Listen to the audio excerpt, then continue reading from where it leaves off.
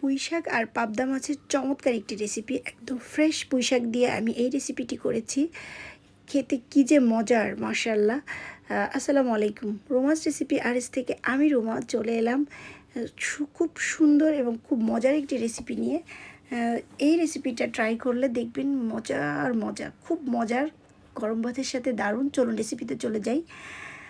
তো এইটা আমি প্রথমে পুঁইশাক নিয়েছি, ফ্রেশ একদম টাটকা পুঁইশাক। আমি এগুলোকে নিয়ে গাছ থেকে তুলে নিলাম, একদম কেটে ধুয়ে পরিষ্কার করে এটিকে আমি একদম বেছে রেখে দিলাম। তারপরে আমি এদিকে লবণ হলুদ মাখিয়ে রেখেছি পাবদা মাছগুলো,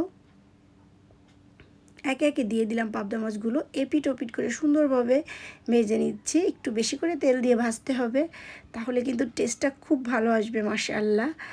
তো এটা ভেজে আমি তুলে রেখে আমি এবার কড়াইতে দিয়ে দিচ্ছি পেঁয়াজ আর রসুন।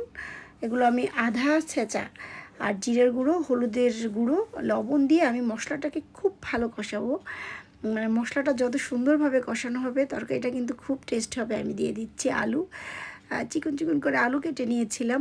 আমি আলুটা দিয়েও মশলাটা খুব ভালো কষাবো, মাশাআল্লাহ, সুন্দরভাবে একদম ভালোভাবে কষিয়ে তারপর দিয়ে দিচ্ছি আমি এতে কাঁচামরিচ দিয়ে আর একটু নেড়ে চেড়ে আমার মশলাটাও এই ফাঁকে সুন্দরভাবে কষানো যখন হয়ে যাবে, তেল ছেড়ে দিয়েছে, তো আমি তখন আমার ওই ফ্রেশ পুঁইশাকগুলো আমি দিয়ে দিচ্ছি।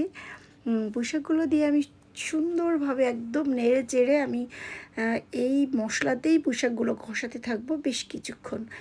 একদম সুন্দরভাবে কষিয়ে কষিয়ে একদম ফ্রেশ টাটকা সবুজ পুঁইশাকগুলো যখন এরকম কষানো এবং মাখো মাখো হয়ে যাবে, দেখতেই পাচ্ছেন কত সুন্দরভাবে হয়ে গেছে, তখন আমি এর ভিতর দিয়ে দিচ্ছি আমি একটু ঝোলের পানিটা যখন সুন্দরভাবে ফুটে উঠবে, তখন আমার ওই আগে থেকে ভেজে রাখা পাবদা মাছগুলো আমি দিয়ে দিচ্ছি। পাবদা মাছগুলো দিয়ে আমি এখন একটু সুন্দরভাবে ছড়িয়ে দেব, একদম সব জায়গায় যেন এই ঝোলটা ফুটে উঠলে মাছটা যেন ভালো করে সিদ্ধ হয়, সেই দিকে খেয়াল রাখতে হবে। একদম এরকম মাখো মাখো করে রান্নাটা করতে হবে। দেখতেই পাচ্ছেন মাছগুলো কি সুন্দর, মাশাআল্লাহ দেখাচ্ছে। আর ঝোলটাও কিন্তু চমৎকার হয়েছিল, সাদা ভাতের সাথে দারুণ একটি খাবার। তো একদম ঝোল টেনে আসছে।